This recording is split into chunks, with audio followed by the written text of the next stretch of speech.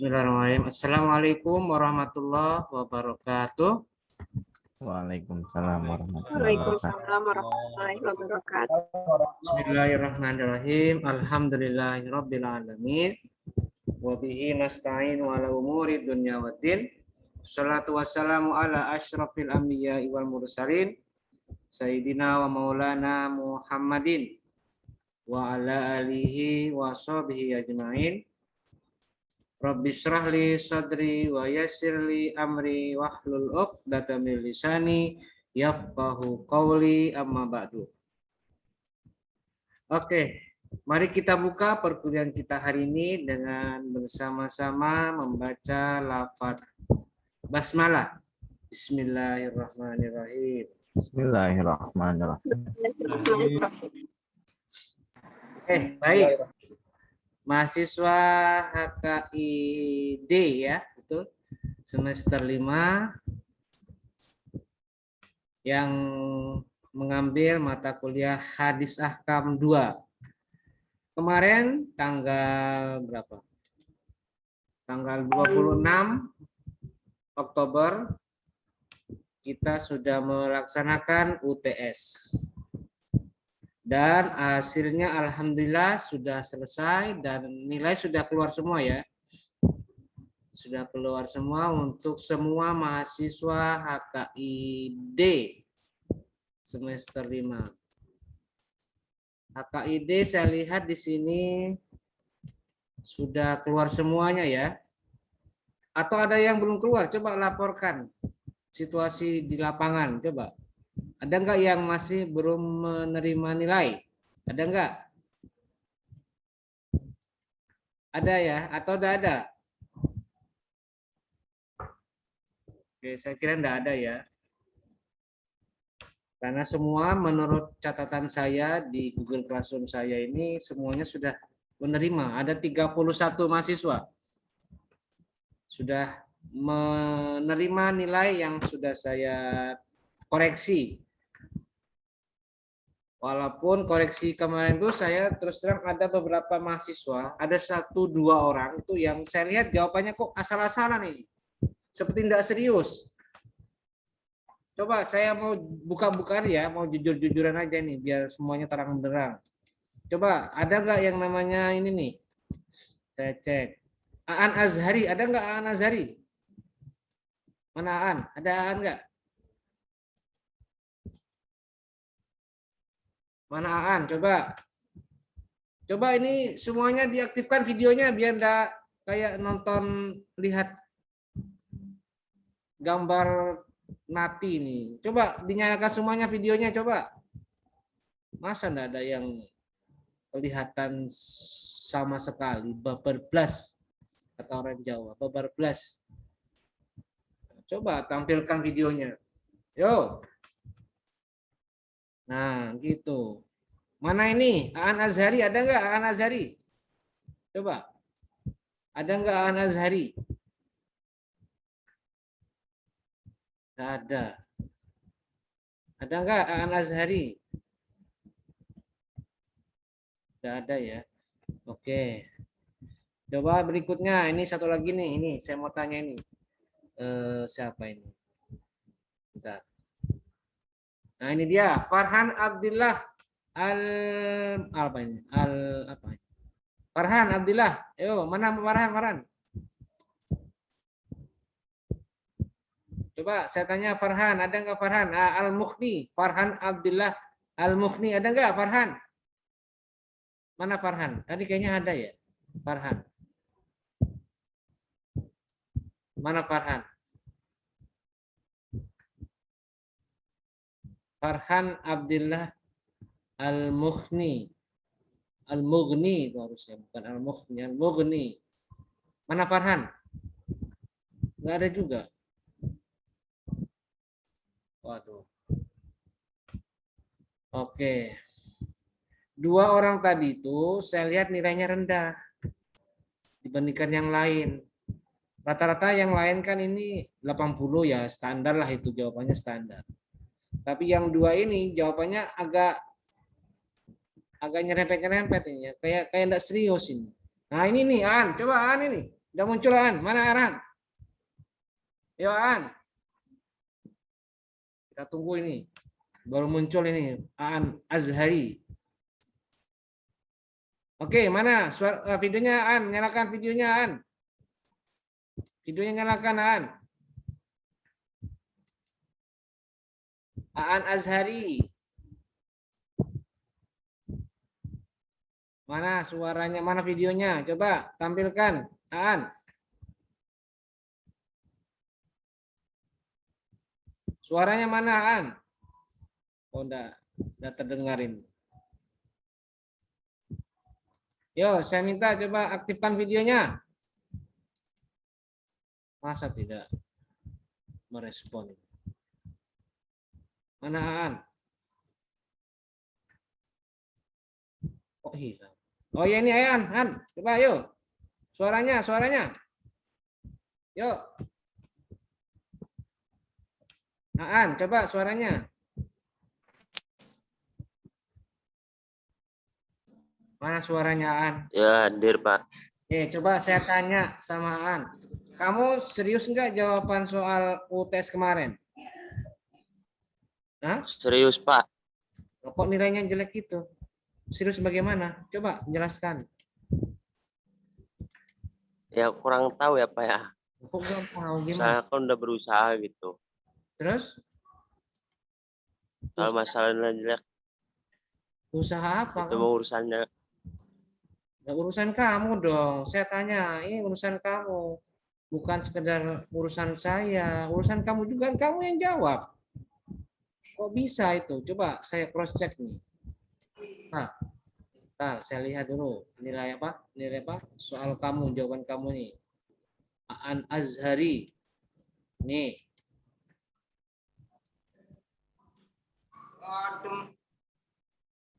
Mana Aan Azhari? Aan Azhari. Nih, coba lihat nih. Soal pertama. Nih, saya tanya nih. Soal nomor 1. Nah, soal nomor 1. Tidak ada jawabannya. Kemana ini jawaban kamu? Coba.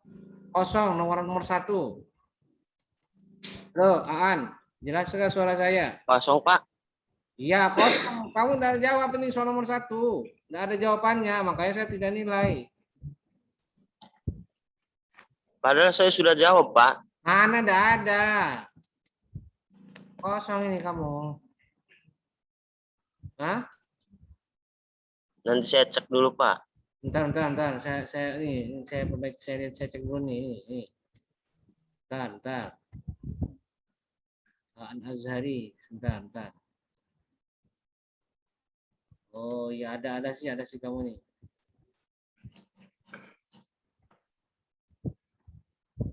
Aan Azhari, mana ini? Kamu dapat nilai berapa itu? 65. Iya, betul ya? Iya Pak. Iya 65.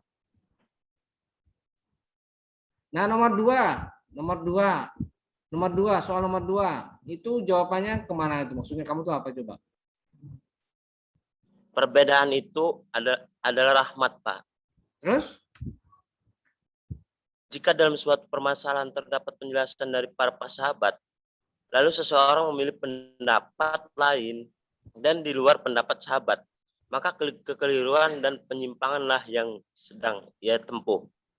Namun jika dalam sekarang saya tanya, apa hubungannya dengan soal nomor 2? Jawaban kamu itu enggak nyambung. Betul enggak jawaban saya? Betul enggak jawaban kamu? Nyambung enggak? Ini kan menyikapi sabda Nabi yang tentang perbedaan itu Pak. Iya betul. Tapi kan apa hubungannya dengan pertanyaan nomor 2? Kok jawabannya ke perbedaan itu adalah rahmat? Tidak nyambung. Tidak sesuai dengan konteksnya. Harusnya kamu jawabnya gimana? Coba. Harusnya gimana jawabannya? Ya harusnya jawaban sesuai dengan soal. Apa yang terjadi? Coba, apa jawabannya harusnya? Berbincang dengan sahabat mereka masing-masing, ada yang menyatakan untuk melakukan sholat tanpa diselingi dengan istirahat, Pak. Ya, jawabannya apa? Sikap Nabi gimana? Ya tinggal jawab. Hadis Nabi mengatakan, ma balu aqwamin kada wa kada. Lakini asumu wa uftiru. Usolli wa anamu wa atazawwaju nisa. Faman raghiba an sunnati falaisa minni. Gitu aja jawabannya, langsung aja. Nabi memberikan respon, sikap Nabi mendengar ucapan para sahabat seperti itu, maka Nabi marah dan langsung memberikan penegasan. Siapa yang tidak suka sunnahku, maka dia bukan golonganku. Ya itu saja sebenarnya. Kamu malah kemana-mana. Makanya saya kasih nilai minus itu ya. Saya kasih nilai kurang sehingga akhirnya nilai kamu kurang 65. Ya, Pak, maaf. Yang lain 80, kamu 65. Kecil, makanya karena kamu jawabannya tidak sesuai dengan konteks soal. Ya, jawaban kamu sebenarnya benar, tapi tidak sesuai dengan konteks soal atau isi dari pertanyaannya. Makanya saya kurangi nilainya, gitu. Ya, perhatikan ya. Iya, Pak. Ini ada kemana-mana, kamu jangan asal-asalan dong. Malu-maluin saya. Kayaknya saya enggak serius. Oke, baik, berikutnya yang terakhir. Farhan Abdillah. Mana Farhan? Coba lihat Farhan. Mana Farhan? Saya. Sebentar. Farhan Abdillah Al-Mukhni. Yo, kamu. Farhan, dapat apa kamu, Farhan? Nilainya dapat apa? 60, Pak. 60. Kenapa kok bisa 60? Yang lain 80, kamu 60 sendirian. Kenapa itu? Coba dievaluasi. Kenapa? Kayak tadi kali sih, Pak, jawabannya nggak sesuai soal. Ya, yang mana itu? Soal nomor berapa yang nggak sesuai? Coba cek. Soal nomor berapa?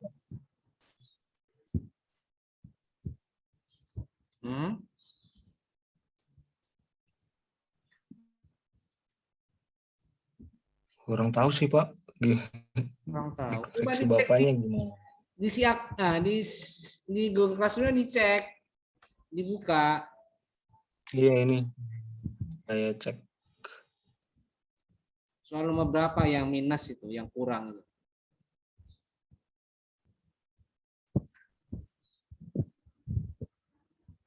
Kok bisa dapat 60? Hah?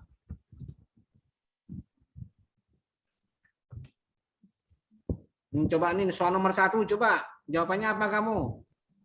Ya Farhan, soal nomor 1 jawabannya apa?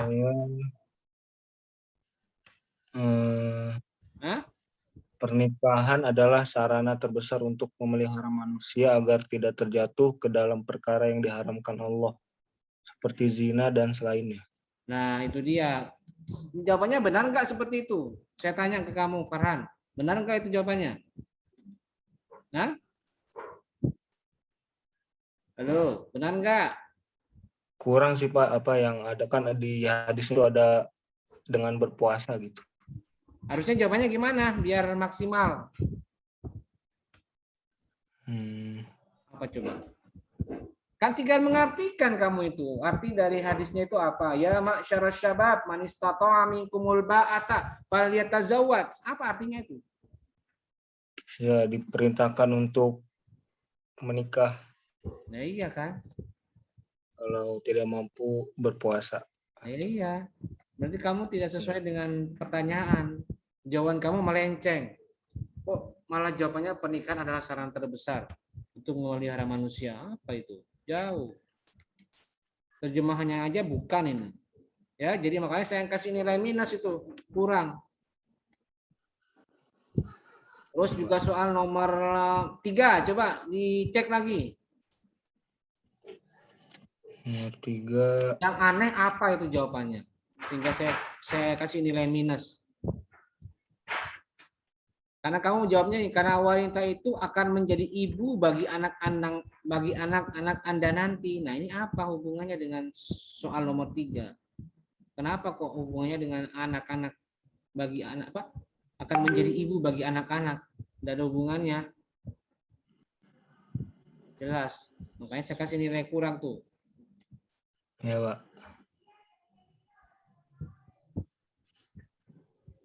Ya, jadi itu ya kekurangan kamu dari soal nomor 3, nomor 1, juga nomor 4 itu juga kurang itu. Oke ya. Jadi perhatikan, jangan sampai salah, harus sesuai dengan pertanyaannya. Apa pertanyaannya? Terjemahkan. Terjemahkan.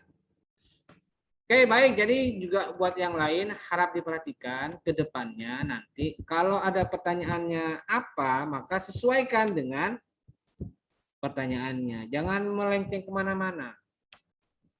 Ingat, saya akan memberi soal itu yang mudah sebenarnya. Yang tidak susah, yang mudah.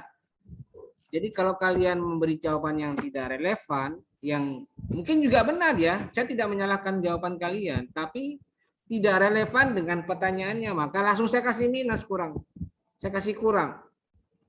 Makanya ada yang tadi 2 teman kalian tuh jawabannya kemana-mana, maka saya tidak beri jawaban maksimal. Jadi itu ya pelajaran buat kalian ke depannya nanti saat UAS. Jadi kalau UASnya pertanyaannya apa ya lihat arahnya kemana. Oh kalau suruh terjemahkan ya terjemahkan. Kalau disuruh mengartikan artikan. Kalau disuruh menjelaskan maknanya ya jelaskan maknanya sesuai dengan materi yang ada gitu ya. Oke baik. Sekarang kita lanjut ke materi pertemuan ke-9. Seperti di RPS, materi pertemuan ke-9 adalah materi keempat, yaitu penjelasan tentang hadis-hadis Nabi Muhammad Shallallahu Alaihi Wasallam terkait dengan hukum nikah bermasalah.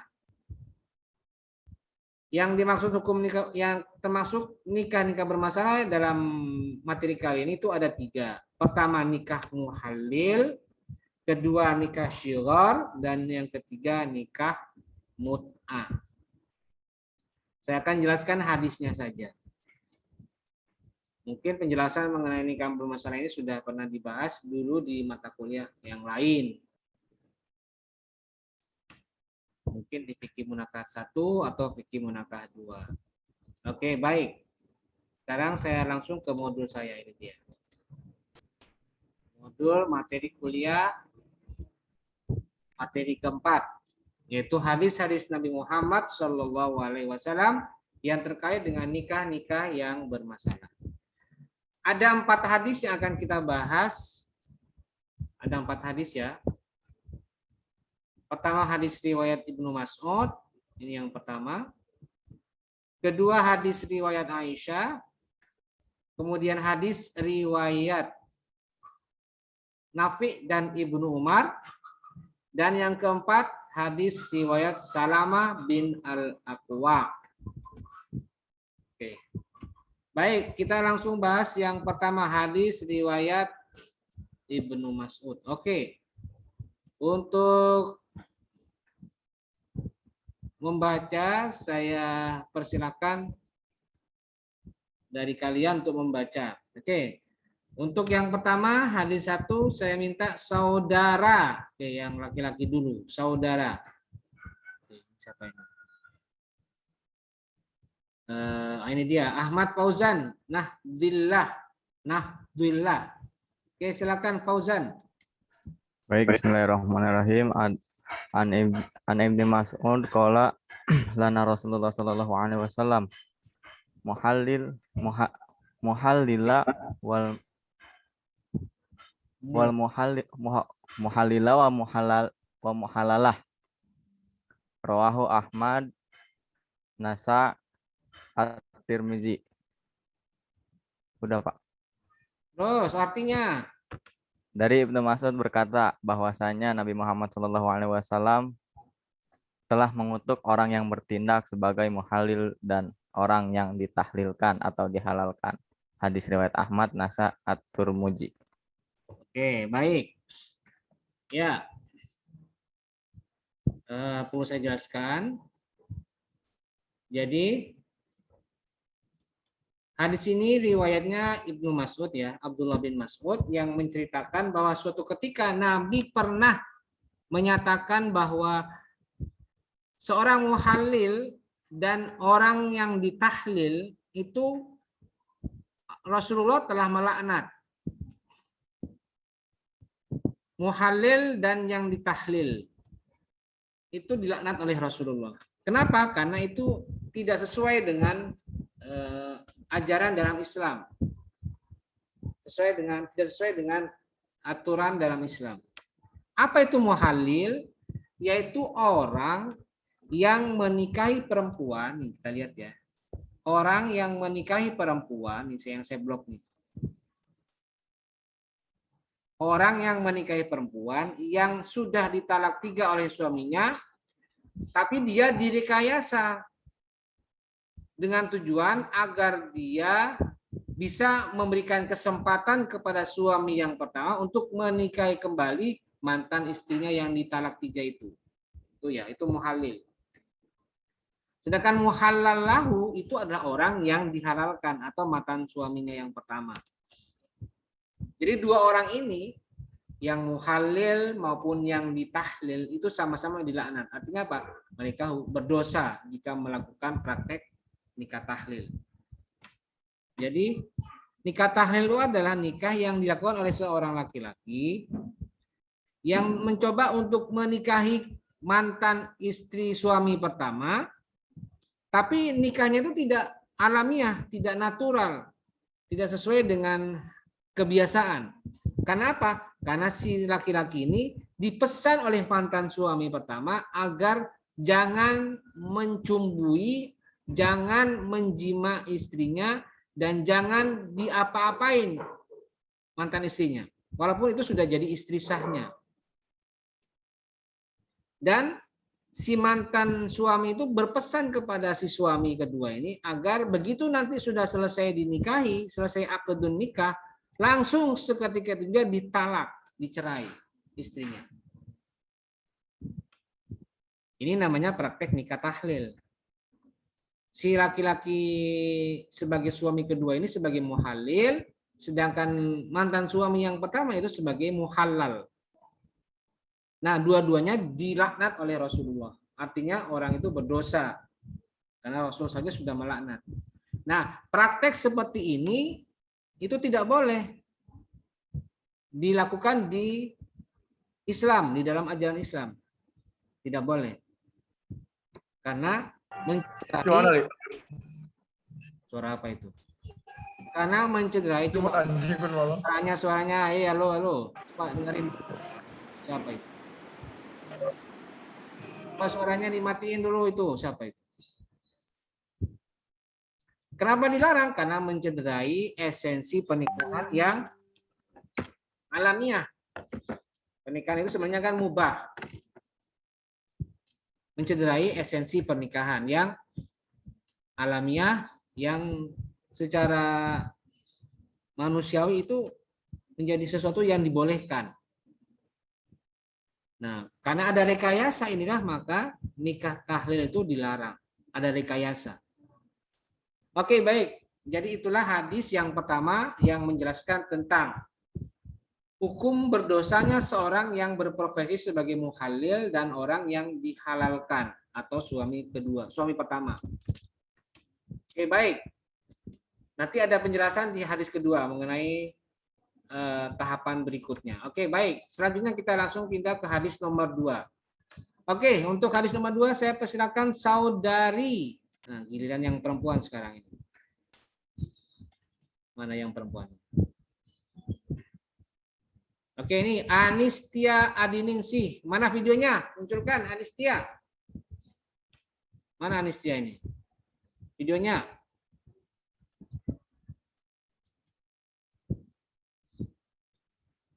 Oke, suaranya silakan, Anistia.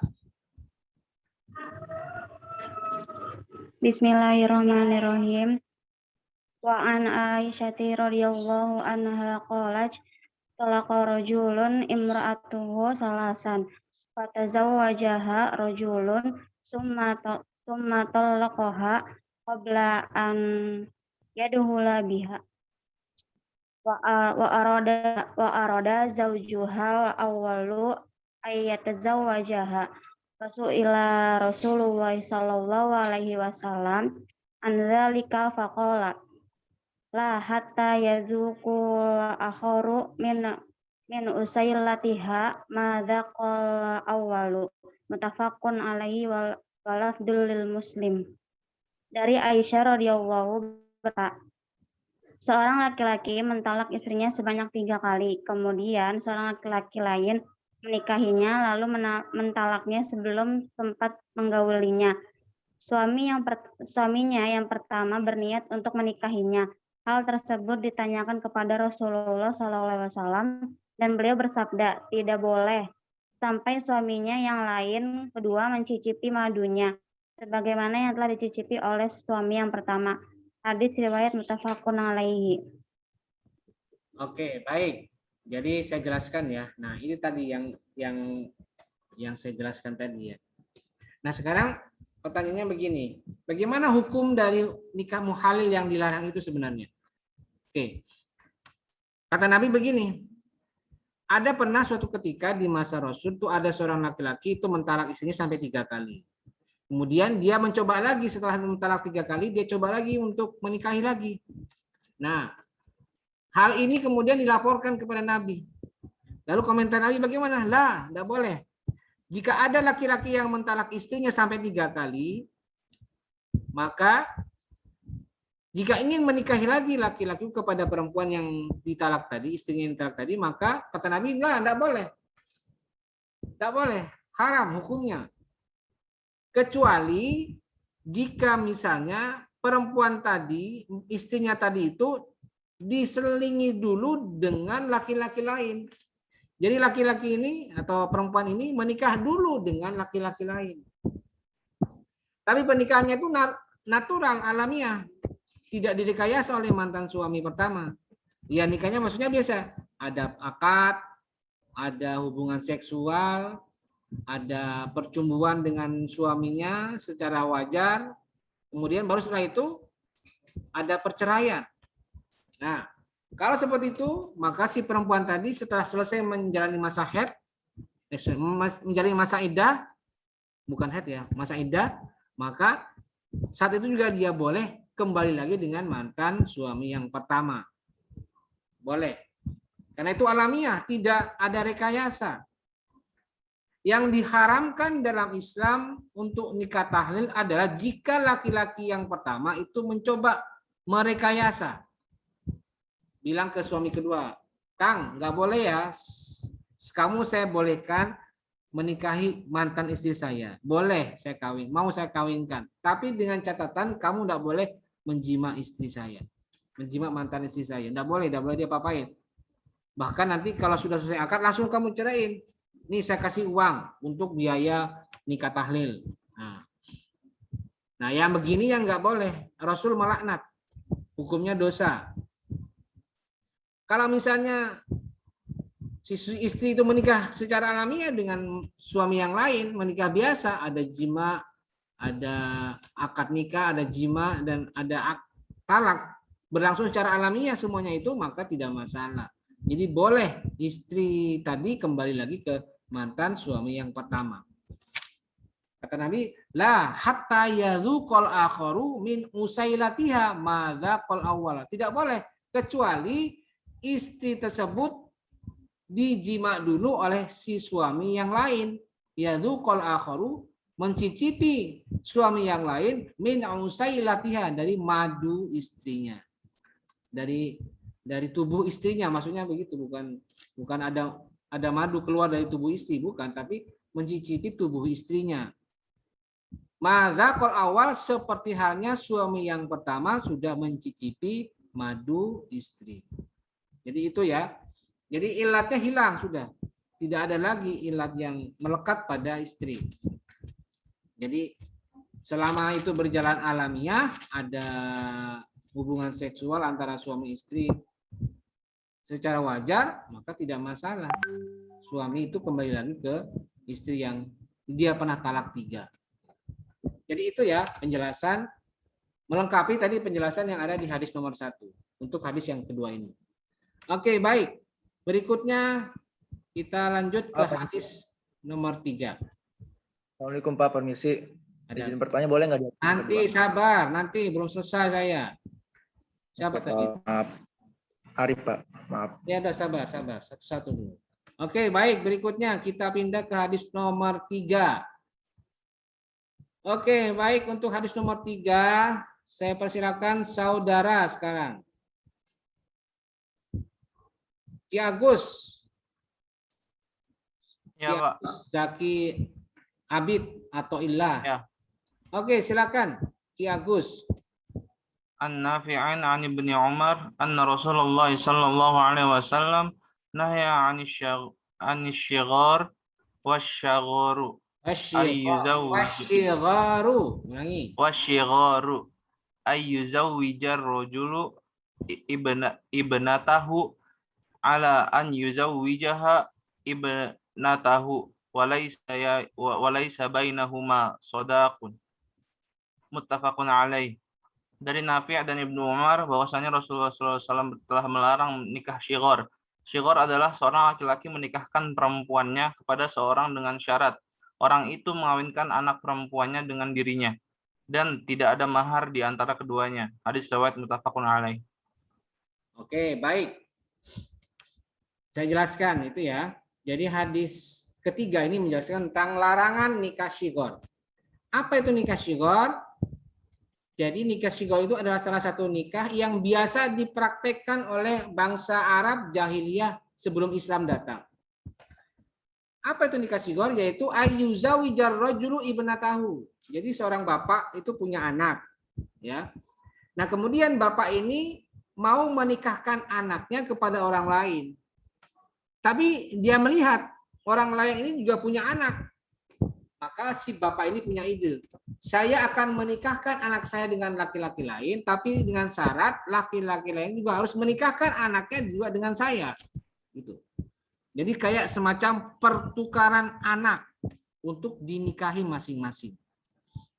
Nah, ini praktek yang biasa terjadi di masa Arab pra-Islam ketika itu. Nah, pertukaran juga biasa dilakukan bukan cuma kepada anak, tapi juga oleh saudara laki-laki atas saudara perempuannya. Jadi saudara menikahkan saudaranya dan dia dapat saudara dari laki-laki lain. Mendapatkan perempuan dari laki-laki lain. Jadi biasa terjadi. Bukan hanya bapak dan anak, tapi juga antara saudara dengan saudara. Nah, ini praktek yang biasa digunakan, yang biasa dilakukan oleh bangsa Arab jahiliyah atau pra-Islam ketika itu. Dan itu sudah ditegaskan oleh Nabi, dilarang, tidak boleh. Apalagi praktek ini juga mengedepankan tidak adanya mahar, tidak adanya mas kawin atau sidak atau nihlah. Walaisa bainahuma shadaqun, dan tidak ada di antara keduanya itu mahar. Jadi tidak pakai mahar mereka, tapi langsung pakai syarat. Syaratnya apa? Ya, kamu kawinkan anak kamu ke saya. Dengan syarat nanti saya akan berikan anak saya kepada kamu untuk dikawinkan. Nah, ini tidak boleh. Maka dari itu nikah syighar dilarang dalam Islam. Hadisnya ini. Hadis riwayat Nafi dan Ibnu Umar. Secara tegas dinyatakan seperti itu. Praktek tukar menukar anak. Oke, itu hadis ketiga ya. Hadis riwayat Nafi dan Ibnu Umar tentang larangan Nabi terhadap praktek nikah syighar. Tapi di Indonesia kayaknya tidak ada nikah syighar ya, tidak terjadi. Yang ada tuh di masa Arab pra-Islam ketika itu. Oke, baik. Selanjutnya hadis nomor 4. Ini hadis riwayat Salamah bin Al-Aqwa. Oke, baik. Selanjutnya saya persilakan saudari yang terakhir. Ini saudari yang perempuan ini. Coba dibaca Reren Sumirat. Coba Reren Sumirat, mana videonya? Reren Sumirat. Mana Reren? Saya, Pak. Mana? Oh, Bismillahirrahmanirrahim. Wa an Salamata binil Aqwa'i radhiyallahu an qala rakhasa Rasulullah sallallahu alaihi wasallam ama autosin fil mut'ati salah satu ayamin summa naha anha rawahu Muslim. Artinya, Salamah ibnu Al-Aqwa berkata, Rasulullah Shallallahu Alaihi Wasallam pernah memberi kelonggaran untuk nikah mut'ah selama 3 hari pada tahun Autos atau tahun penaklukan kota Mekah. Kemudian beliau melarangnya. Hadis riwayat Muslim. Sudah? Sudah, Pak. Oke, baik. Oke, saya jelaskan secara singkat ya. Jadi hadis riwayat Salamah bin Al-Aqwa ini menjelaskan tentang hukum dari nikah mut'ah ya. Jadi secara tegas dinyatakan hukum nikah mut'ah itu sebenarnya pernah dibolehkan di masa Islam. Yaitu tepatnya pada tahun Autos atau tahun penaklukan kota Mekah. Jadi sekitar tahun ke-8 Hijriah. Ya. Tahun Autos tahun ke-8 Hijriah, di mana ketika itu umat Islam sedang gencar-gencarnya memerangi kaum Quraisy melalui perang Khaybar ya, perang Khaybar. Nah, perang Khaybar ini memakan energi dan waktu yang sangat besar bagi umat Islam, termasuk perang besar di masa Rasul ini. Sehingga akhirnya apa? Akibatnya umat Islam terkuras habis tenaganya. Pasukan Muslim kelihatan sangat kelelahan, kepayahan. Sementara mereka jauh dari keluarganya. Maka Rasul melihat, aduh kasihan sekali ya melihat umat saya seperti ini. Lemas semua. Maka karena rasa ibanya Rasul terhadap situasi pasukan Islam ketika itu, maka udahlah, kalau begitu saya berikan rukhsah, saya berikan dispensasi, saya berikan kelonggaran kepada para pasukan umat Islam. Dibolehkan, rakhasa Rasulullah ama utasin fil mut'ah, dibolehkan nikah mut'ah. Boleh. Tapi hanya berapa lama? 3 hari saja. Salah satu ayamin, cuma 3 hari. Jadi boleh umat Islam melakukan nikah mut'ah atau nikah kontrak pada saat itu. Hanya 3 hari saja. Dan saat itu mereka langsung melampiaskan menikah mut'ah kepada perempuan-perempuan budak ketika itu. Jadi akhirnya 3 hari selesai. Nah, baru setelah itu sumanaha anha, maka setelah itu dilarang. Setelah 3 hari itu Nabi melarang.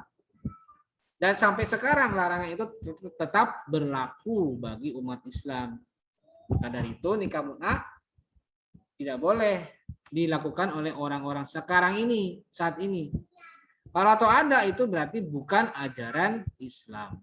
Karena secara tegas dinyatakan bahwa nikah mut'ah itu dilarang. Apa nikah mut'ah?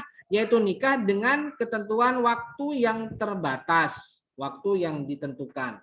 Misalnya, saya kawinkan kamu selama 4 hari, saya kawinkan kamu selama 6 bulan, saya kawinkan kamu selama setahun.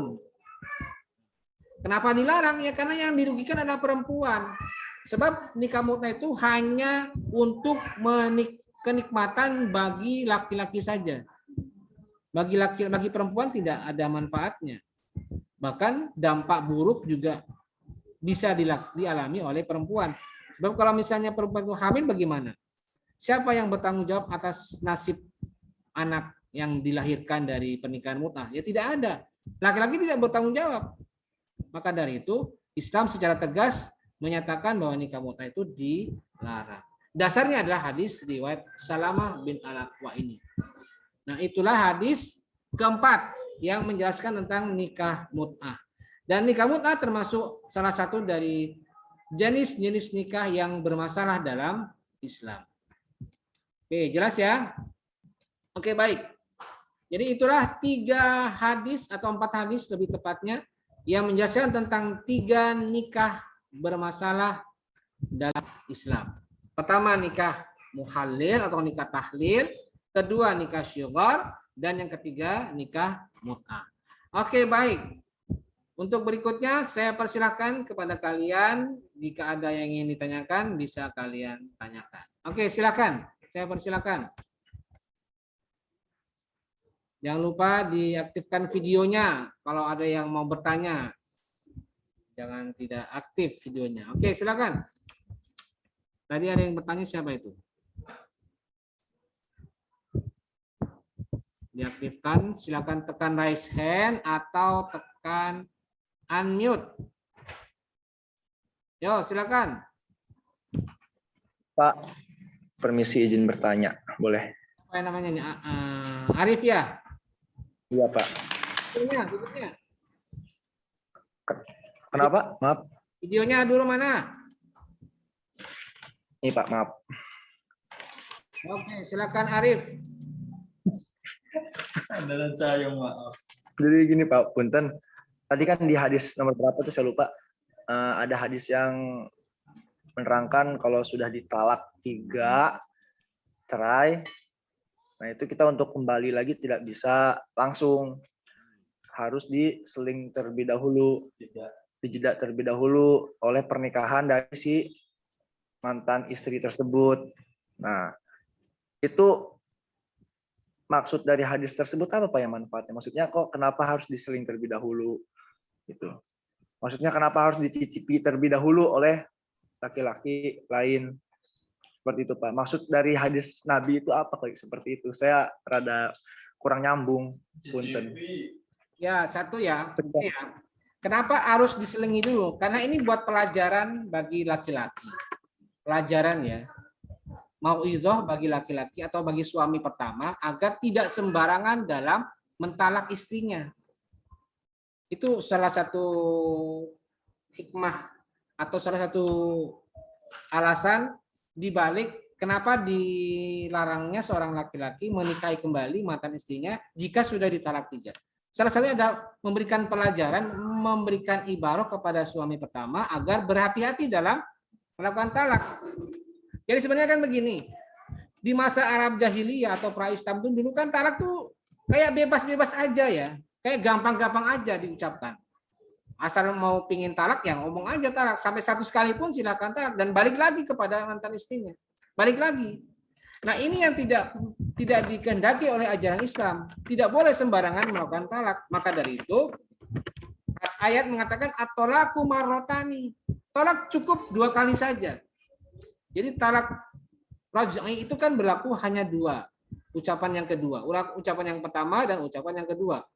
Ucapan yang ketiga sudah jatuh talak bain kubro. Itu talak yang ketiga. Jadi kalau misalnya sudah terjadi 3 kali, maka si laki-laki itu tidak boleh kembali lagi kepada mantan istrinya. Tidak boleh rujuk.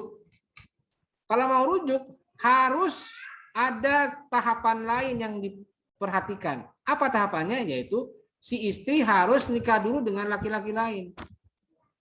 Harus nikah dulu dengan laki-laki lain, ada akad nikah baru, ada jimaknya, ada hubungan seksual antara suami dan istri, dan ada perceraian. Nah, kalau sudah selesai itu, selesai masa iddah yang istri, maka boleh suami itu mengembalikan dirinya kepada istri yang sebelumnya. Jadi intinya apa? Intinya ya ini buat pelajaran, buat warning system agar suami itu tidak sembarangan, tidak sembrono dalam mengucapkan talak. Karena resikonya juga seperti itu. Itu ya. Jadi tidak sembarangan. Iya Pak. Tidak sembarangan. Oke ya, jelas ya Arif ya? Sudah jelas? Ada lagi yang tanyakan? Sudah? Jelas, makasih banyak Pak. Oke ya, baik. Silakan yang lain. Masih ada enggak yang mau bertanya? Kalau enggak ada, saya lanjutkan dengan tugas. Masih ada enggak? Silakan.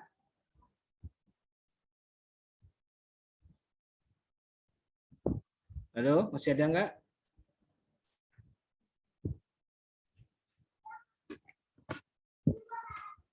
Enggak ada?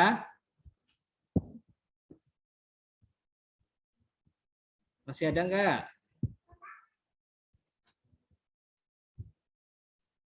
Baik, kalau tidak ada, maka saya lanjutkan dengan tugas hafalan untuk pertemuan minggu depan. Oke, baik. Untuk minggu depan, hafalan untuk kali ini yang akan saya berikan adalah, oke, bentar, saya tampilkan dulu ya. Saya tampilkan dulu materi modul saya. Nah, Yang dihafalkan adalah hadis nomor 4 ya, perhatikan. Hadis nomor 4. Jadi kalian hafalkan dulu matannya yang saya blok ini ya. An Salamah bin Al-Aqwa radhiyallahu anhu qala Rasulullah sallallahu alaihi wasallam ama autosin fil mut'ati salasata ayyamin sumanaha anha rawahu Muslim. Kemudian berikutnya adalah terjemahnya yang ini nih. Nah, diterjemahkan, diartikan, dihafalkan, dan cukup 2 itu saja, matan dan artinya. Untuk ini tidak perlu, untuk keterangannya tidak perlu ya. Jadi itu yang perlu saya sampaikan untuk hafalan pertemuan ke-10 minggu depan. Oke ya, jelas ya? Baik. Nanti akan saya kirimkan modul saya, mungkin kayaknya sudah muncul ya, kayaknya di Google Classroom sudah muncul di GCR, silakan dibaca dan dihafalkan. Untuk hafalannya tadi hadis nomor 4. Sudah muncul kayaknya ya.